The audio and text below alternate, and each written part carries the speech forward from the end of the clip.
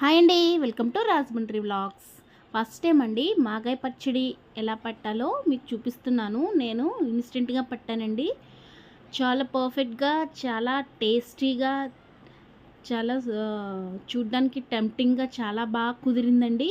చాలా easy process, పెద్దగా మనం చాలా కష్టపడిపోక్కర్లేదు. ఆవకాయలాగా మాగాయ చాలా టేస్టీగా ఉంటుంది. వేడి వేడి అన్నంలో మాగాయ పచ్చడి వేసుకొని తింటే సూపర్ ఉంటుంది.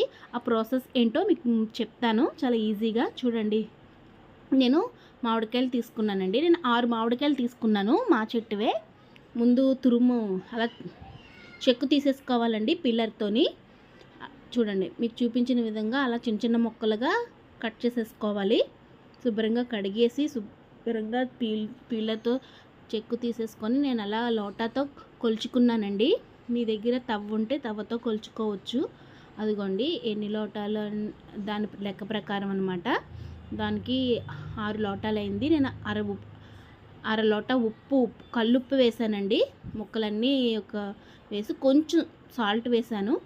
అలా కలిపేసి అదిగోండి, అది నెక్స్ట్ డే అనమాట. నైట్ అంతా ఉంచేసాను. నెక్స్ట్ డే అలా కిందకి వాటర్ వచ్చేసి దిగిపోయింది. కొంచెం పిండేసి ఆ వాటర్ అంతటిని పిండేసి ఒక బౌల్లోకి తీసుకోండి. చూడండి, మీకు చూపించిన విధంగా చూడండి. అదిగో ఎంత వాటర్, ఎక్సెస్ వాటర్ ఎంత ఉందో చూసారా? వాటర్ అంతా దిగిపోయిందనమాట నైట్ అంతా ఉంచేయడం వల్ల.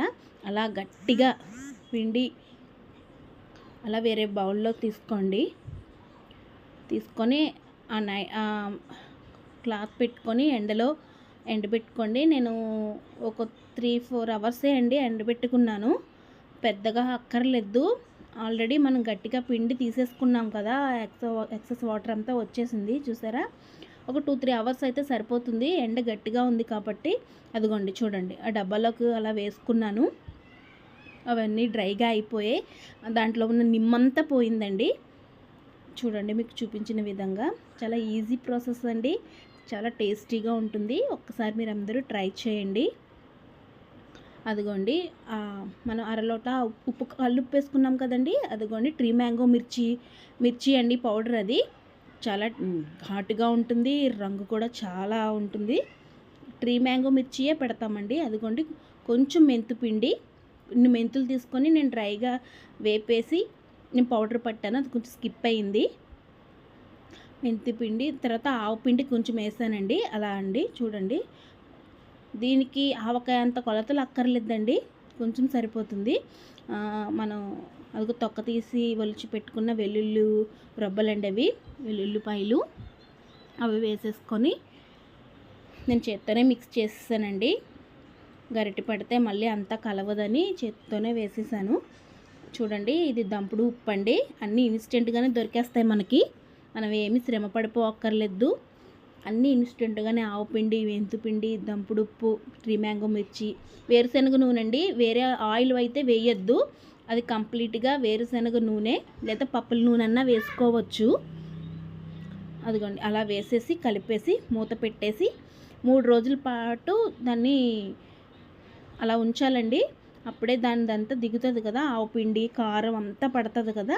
అదిగో చూడండి ఎక్కడికి వచ్చిందో. ఇది 3rd డే అండి.